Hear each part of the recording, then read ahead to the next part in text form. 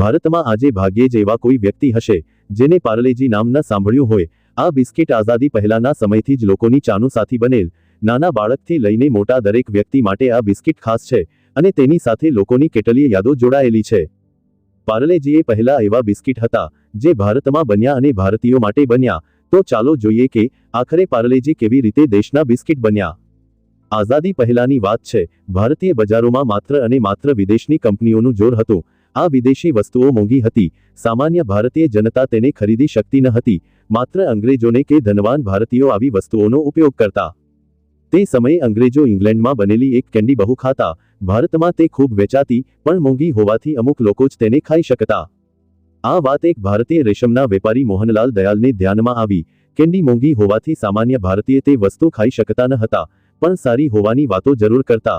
તેમના મનમાં આ વાત ઘર કરી ગઈ। તેથી તેમણે નક્કી કર્યું કે અંગ્રેજો જે કેન્ડી ખાય છે એવી જ કેન્ડી ભારતના સામાન્ય લોકો માટે બનાવવી। વર્ષ 1928માં મોહનલાલ પહોંચી ગયા જર્મની। પહેલા તો ત્યાં જઈને તેમણે કેન્ડી બનાવતા શીખ્યું અને એક વર્ષ પછી 1929માં 60,000 રૂપિયામાં કેન્ડી બનાવવાનું એક મશીન ખરીદ્યું અને ભારત લઈ આવ્યા। ભારતમાં આવીને મુંબઈના ઇરલા પાર્લા વિસ્તારમાં તેમણે એક જૂની ખંડેર જેવી ફેક્ટરી ખરીદી। મુંબઈના પાર્લા વિસ્તારમાં આ ફેક્ટરી હોવાને કારણે તેમણે તેનું નામ પણ પાર્લે રાખ્યું અને થોડાક જ સમય પછી આ ફેક્ટરીમાં પ્રોડક્શન શરૂ થયું। આ પ્રોડક્શન હતું ઓરેન્જ કેન્ડીનું। આ નારંગી રંગની પાર્લેની કેન્ડી તો દેશમાં સામાન્ય જનતાની જીભે ચડી ગઈ હતી।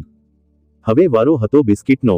અંગ્રેજો ચા સાથે બિસ્કિટ ખાતા। વિદેશી કંપનીના બનેલા મોંઘા બિસ્કિટ સામાન્ય ભારતીય લોકો ખરીદીને ખાઈ શકે તેવું એ જમાનામાં શક્ય ન હતું। કેન્ડીના 10 વર્ષ પછી મોહનલાલે વર્ષ 1939માં પાર્લે ગ્લુકો બિસ્કિટની શરૂઆત કરી। આ બિસ્કિટ મેદામાંથી નહીં પણ ઘઉંમાંથી બનેલા હતા। સસ્તા હતા અને ભારતની સામાન્ય જનતાને સ્વાદમાં ભાવે તેવા પણ હતા।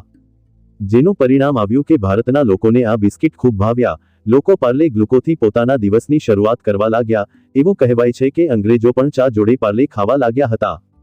બીજા વિશ્વયુદ્ધના સમયગાળામાં પાર્લે કંપનીનો ખૂબ વિકાસ થયો કારણ કે ભારતમાંથી હજારોની સંખ્યામાં સૈનિકોને લડવા મોકલ્યા હતા। યુદ્ધ સમયની કટોકટીની સ્થિતિમાં બ્રિટિશ આર્મીના સૈનિકોને પાર્લે બિસ્કિટ ખૂબ ઉપયોગી થયા। બસ આ સમયગાળામાં તો પાર્લે એક બિસ્કિટની મોટી બ્રાન્ડ બની ગઈ હતી પણ એવા સમયે જ કંપનીને પોતાનું પ્રોડક્શન બંધ કરવું પડ્યું કેમ કે 1944ના વર્ષે બીજા વિશ્વયુદ્ધના કારણે પ્રોડક્શન માટે કંપનીને જે કાચા માલ અને ઘઉંની જરૂરિયાત હતી તે કંપનીને મળતું બંધ થઈ ગયું। લગભગ 10 વર્ષ સુધી પાર્લેના બિસ્કિટ જનતાથી દૂર રહ્યા। આ દરમિયાન પાર્લેની માંગ વધતી રહી। લોકો રીતસર પાર્લે બિસ્કિટની માંગ કરતા। આથી કંપનીએ તે સમયે આગળ આવીને કહેવું પડ્યું હતું કે કંપની બંધ થઈ નથી।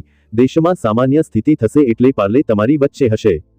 આઝાદી પછી દેશની સ્થિતિ સામાન્ય બની એટલે ફરી પાર્લે ગ્લુકો નામથી બિસ્કિટનું પ્રોડક્શન શરૂ કર્યું અને દેશના લોકોએ બિસ્કિટને ફરી વધાવી લીધા।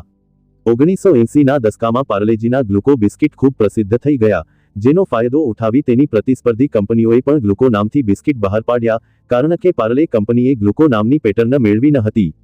માટે જ પાર્લે કંપનીએ સૌ પ્રથમ પાર્લે ગ્લુકોનું નામ બદલાવી પાર્લેજી કરી નાખ્યું અને તેનો ખૂબ પ્રચાર અને પ્રસાર કર્યો। 1982માં બિસ્કિટની પહેલી ડિજિટલ એડ પણ બનાવી પ્રસારિત કરી અને જોત જોતામાં પાર્લેનું વેચાણ આકાશે આંબી ગયું। વેચાણમાં તેણે બધા રેકોર્ડ તોડી નાખ્યા। એવું કહેવાય છે કે વર્ષ 1991માં બિસ્કિટ માર્કેટના 70% ભાગ પાર્લેજી પાસે હતો। પાર્લેજી એક પ્રકારે રાષ્ટ્રીય બિસ્કિટ તરીકે સ્વીકારાઈ ગયું હતું। પછી તો પાર્લેએ બીજા અનેક પ્રકારના બિસ્કિટ ચોકલેટ બનાવ્યા પણ પાર્લેજી જેવી સફળતા કોઈ પ્રોડક્ટને મળી નહીં। થોડા આંકડાઓ પર નજર ફેરવીએ તો વર્ષ 2012માં કંપનીએ 5,000 કરોડના માત્ર બિસ્કિટ વેચ્યા હતા। કંપની દર વર્ષે 14,500 કરોડ બિસ્કિટ બનાવે છે। આ બિસ્કિટ દુનિયાભરમાં 60 લાખ સ્ટોર્સમાં મોકલવામાં આવે છે જેના થકી પાર્લે દર વર્ષે $16 મિલિયન ની રેવન્યુ જનરેટ કરે છે।